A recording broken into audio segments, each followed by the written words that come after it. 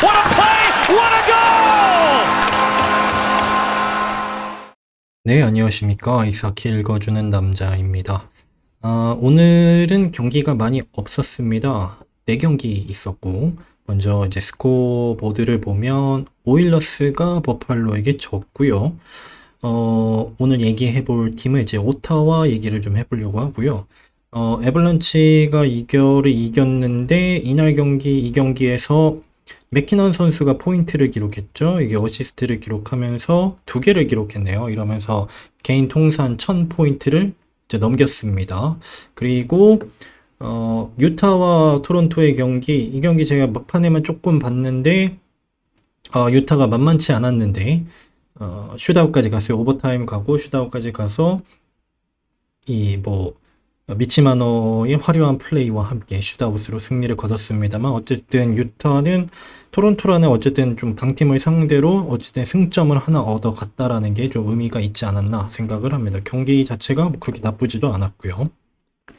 오늘 4경기밖에 없었습니다만 오늘의 최고의 스타는 이 경기의 퍼스트 스타, 네, 울마크 골입니다. 여기 일단은 샷을 보시면 오타와가 이겼거든요. 근데 이제 샷온골을 보면 49대 23입니다. 디트로이트가 얼마나 많은 공격 찬스와 샷을 골문 쪽으로 보냈는지 알 수 있습니다만은 울마크가 올 시즌 하이 48세이브 승리를 거뒀고요. 보니까 커리어 최고 하이가 한 경기 52세이브가 있긴 있었는데 올 시즌 최고 세이브를 기록하면서 이겼고요.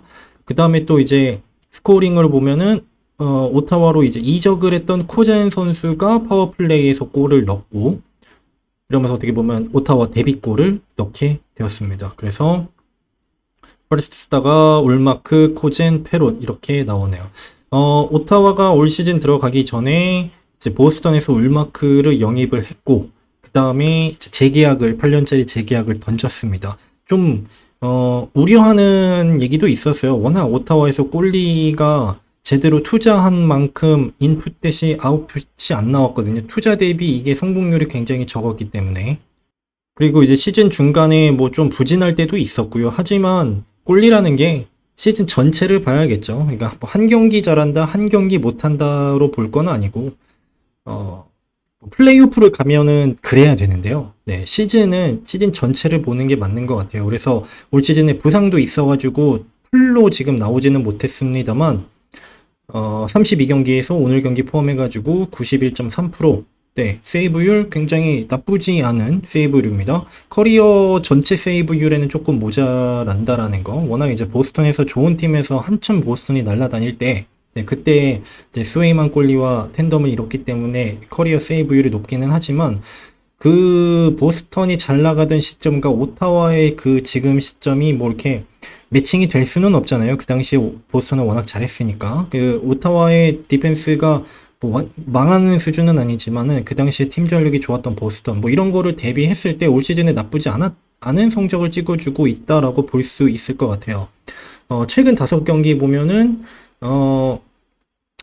아까도 말했지만 뭐 엄청난 그건 아닙니다. 그러니까 2년 전에 베지나를 수상할 때 그 정도는 아닙니다만, 그래도 네, 이 정도면은 플레이오프권을 노리고 있는 오타와에서 선발 넘버원 골리 자리를 충분히 맡길 수 있을 만한 그런 성적을 찍어주고 있다. 특히나 지난 몇 년간 오타와의 골리 문제가 골치가 아팠거든요. 골리 참 어려운 포지션이에요. 뭔가 확실하다고 생각을 해도 그 다음 시즌에 망하는 경우도 있고 이래서 참 어려운데, 그 여러가지 맨 머레이부터 시작해가지고 이제 코피살로까지 오타와에서 망했던 그 골리들을 생각을 한다면 올 시즌 그래도 울마크 선수가 어느 정도는 네, 해주고 있다라는 게 오타와 입장에서는 좀 다행입니다. 그리고 이제 FA 계약 하고 이제 데려와서 첫 시즌인데 또 첫 시즌에 막 들어눕거나 뭐 이런 경우들도 가끔 있는데 뭐 그런 최악의 상황은 안 나오고 있기 때문에 이제 조시 노리스 선수를 버팔로로 보냈고 코젠 선수를 데려왔습니다. 둘 다 비슷한 나이, 그 다음에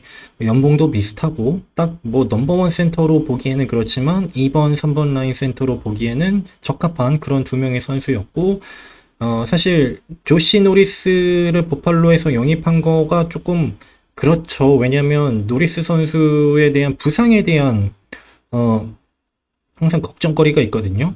네, 똑같은 어깨 수술만 3번을 했습니다. 근데 이 3번이 조시 노리스 선수가 이렇게 막 커리어가 긴 선수가 아니잖아요. 지난 2, 3년 안에 어깨 수술을 3번을 받았다라는 거. 이거에 대해서 이제 내구성에 대한 이제 의심이 없을 수가 없거든요. 뭐 시간이 지나면서 의학 기술이 발전하고 선수들이 옛날에 부상처럼 뭐 회복이 안 되거나 뭐 이런 경우가 없는 경우도 있습니다만 어떻게 될지는 모릅니다만 어쨌든 부상에 대한 리스크가 있었는데 그러니까 버팔로 쪽에서는 팬들을 왜 데려왔지? 뭐 이런 경우도 이런 얘기들이 좀 나오기는 합니다. 어쨌든 이제 코젠 선수 데려와서 오늘 어쨌든 파워플레이에서 포인트를 기록을 했고요. 그다음에 여기 20번에 산호세에서 나름 괜찮은 모습을 보여주었던 제털론드 선수가 오늘 뭐 딱히 뭐 활약은 없었습니다만 3번, 4번 라인에 큰 힘이 될 수 있는 선수 오늘 데뷔전을 치렀습니다. 그리고 이제 넘버원 스투줄레 선수 여전하고요. 또 이제 어떻게 보면 사실상 넘버원 수비수죠. 85번의 제이크 샌더슨 선수 오늘 경기에서도 이제 포인트를 기록했는데 오타와 팬분들이시라면 오타와 경기를 많이 보실 거니까 이 선수의 그 임팩트 오늘 경기 디트로이트와 오타와의 경기 나왔던 전체 선수들 중에 아이스타임이 가장 높았습니다. 24분을 넘기는 이제 공수에서 없어서는 안 될 정말 뭐 공격도 어느 정도 잘 하고요. 파워플레이 유닛으로 뛸 수도 있고 수비에서도 뭐 이렇게 뭐 파워풀하고 뭐 이런 하키를 하는 건 아니지만 수비를 할 때 수비존에서 본인이 퍽을 갖게 되면은 혼자서 빨리 클리어를 해줄 수 있는 능력. 그러니까 본인이 퍽 캐리어 능력도 되니까 이제 보통 좀 스피드가 느리거나 이런 수비수들은 그냥 덤핑 아니면 그냥 뉴트럴존으로 그냥 아무나 좀 받아줘 하면서 던지는 경우들이 있는데 샌더슨 선수는 스케이팅으로 공간 잡고 본인이 클리어하는 뭐 이런 능력들 굉장히 인상적인 경기였습니다. 그래서 이제 수비수가 이제 포인트로 먹어주는 건 아니니까 혹시 오타와 팬분들이시라면 샌더슨 선수의 플레이를 유심히 보시면은 정말 하기 잘한다라는 걸 느낄 수 있을 것 같아요. 스투즐레 선수가 넘버원 센터로서 충분히 자기 역할을 해주고 있습니다. 욕심 같아선 이거보다 포인트가 더 좀 많았으면 좋겠어요. 사실은 욕심일 수도 있는데요. 뭐냐면 2년 전에 90포인트를 찍었었거든요. 올 시즌도 그냥 경기당 1포인트 이거 뭐 나쁘지 않습니다. 경기력 자체도 굉장히 좋고요. 공격과 그리고 올 시즌의 수비에서도 굉장히 좋은 모습을 보여주고 있는데 조금만 더 해주면 참 좋을 것 같은데 왜냐면 또 보시면은 최고점을 찍었을 때 22-23 시즌에 90포인트 78경기에서 지난 시즌에 팀도 좀 안 좋았고요. 75경기에서 70포인트 이것도 뭐 나쁘지는 않은데 오타와는 이제 지금 플레이오프를 가자 하고 있는 상황에서 조금 포인트만 좀 더 많아주면 참 좋겠다라는 욕심을 갖게 됩니다. 오타와 입장에서는.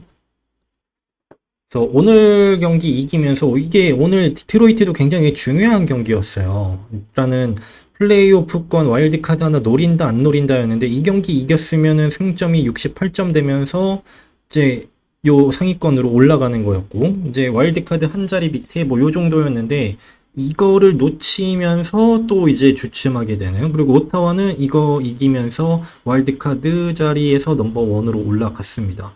사실 여기에 있는 펜터스, 토론토, 템파베이, 그 다음에 워싱턴, 케인즈 여기까지는 거의 뭐 확실하다고 볼 수 있을 것 같고 뉴저지가 여기서 잭 휴즈 선수가 빠진 상황에서 조금 주춤할 수도 있는데 이거를 언제까지 버틸 수 있냐 플레이오프 가기 전까지 잭 휴즈 선수는 어차피 이제 시즌 아웃이 됐기 때문에 플레이오프 올라가도 참 데빌스는 머리가 아플 것 같기는 해요. 넘버원 센터가 빠졌기 때문에 어쨌든 오타와는 오늘 경기 굉장히 중요한 경기였고요. 이 경기 이기면서 와일드카드 이제 탑 스탠딩으로 올라갔습니다. 어제 영상에서 트레이드 데드라인 마지막 날에 있었던 데드라인들을 좀 얘기를 해봤는데 뭐 누가 뭐래도 가장 충격적이면서 가장 큰 건은 댈러스의 란타넨 선수의 이적이었어요. 댈러스도 이번에 이제 여기 53번의 화이트 존스턴 선수도 재계약을 했고요. 캡이 넉넉치가 않습니다. 근데 이 란타넨 선수를 그래도 지금 네, 지금 영입을 할 수 있었던, 어차피 지금 재계약을 한 거는 이제 내년 시즌부터 들어가는 거니까 그거는 이제 이번 오프 시즌에 어떻게 정리를 해야겠지만, 이 캡 자리가 빡빡한데 그래도 만들 수 있었던 거는 이 수비에 헤이스카넨 선수가 부상으로 빠져 있는 상황, 시즌 아웃은 아닌데요.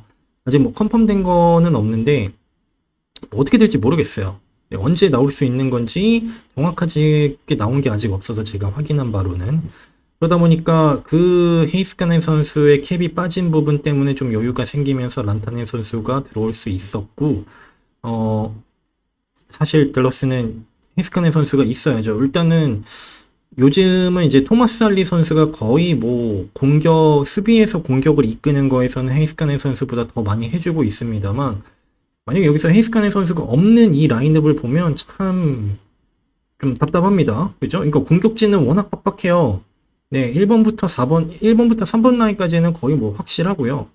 4번 라인에 이제 롤 플레이어들도 나름 괜찮고요. 근데 수비에 이게 지금 토마스 할리랑 뭐 수비형 수비수로 린델 선수 요 정도. 이 다음에 맷덤바, 시시, 리브시킨 이거 다 솔직히 좀 뭔가 큰 롤을 맡기기에는 부담이 되거든요. 그럴 만한 스킬이 되는 선수도 아니고, 그래서 헤이스카넨 선수가 언제 복귀를 할지, 그리고 또 여기서 란타넨 선수가 올 수 있었던 또 좀 작은 요소는 뭐였냐면 이제 핀란드 커넥션입니다. 그랜룬드 선수도 이제 트레이드로 왔습니다만 핀란드. 그리고 여기 지금 부상으로 루페인치가 없는데요. 루페인치 선수도 핀란드. 그 다음에 헤이스카넨 선수도 핀란드입니다. 그러니까 이거를 트레이드 후에 이제 얘기를 들어보니까 짐닐 이제 댈러스 단장이 그쪽 이제 루페인치 같은 선수, 루페인치 선수가 란타넨 선수랑 좀 친분이 있다라고 나오더라고요. 그래서 얘기를 해보고 뭐 이게 좀 란타넨 선수 입장에서는 그 커넥션이 좀 있으니까 재계약을 하는데 수월하지 않았나? 그리고 또 이제 그랜룬드 선수가 이제 좀 짬이 되잖아요. 그래서 핀란드 선수들의 커넥션에서는 약간 형님 같은 존재라고 합니다. 그래서 또 이제 때마침 댈러스에 있었고 지금 이적을 해왔고, 그래서 그 부분도 조금 영향이 있었다라고 얘기가 나오고 있습니다.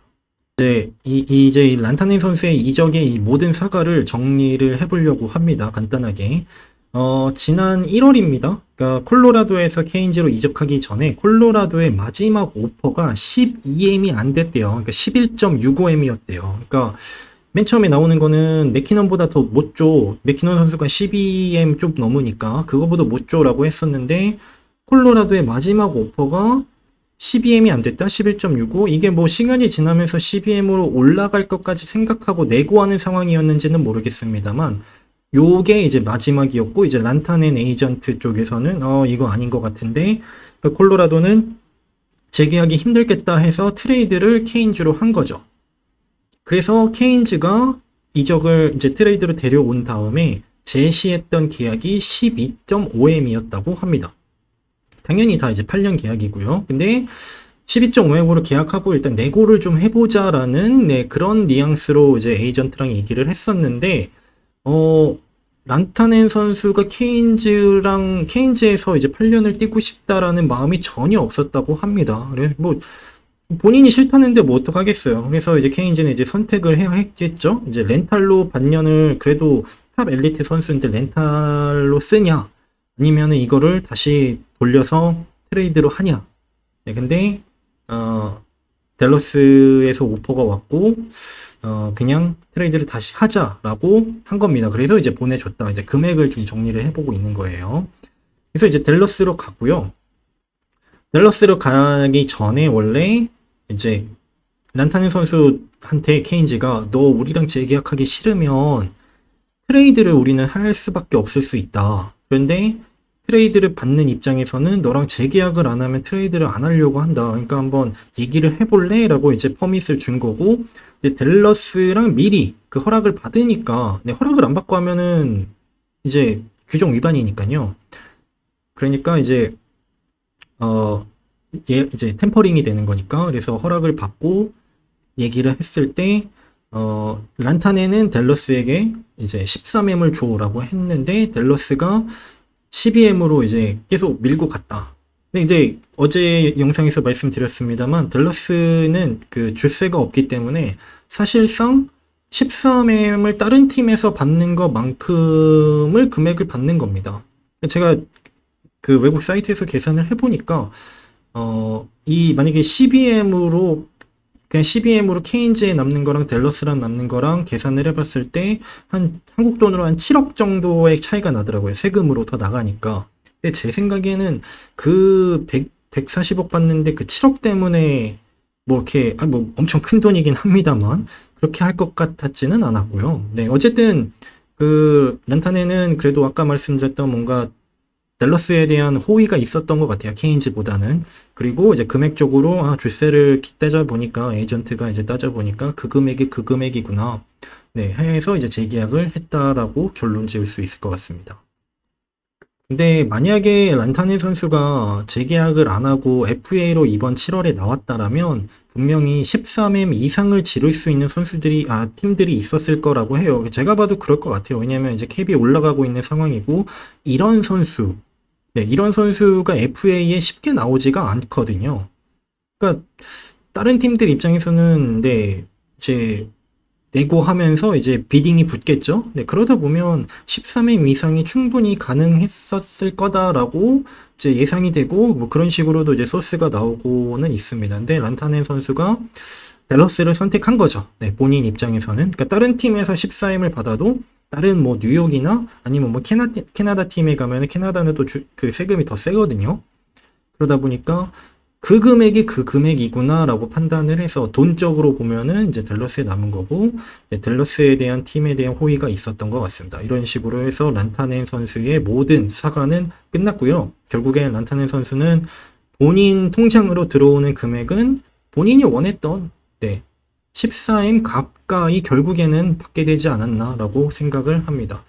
여기에 이제 댈러스의 헤이스카네 선수가 복귀를 한다면 진정한 핀란드 커넥션이 이어질 거고 당분간 이제 댈러스는 승수장구하는 잘 나가는 그런 팀이 될 것 같습니다.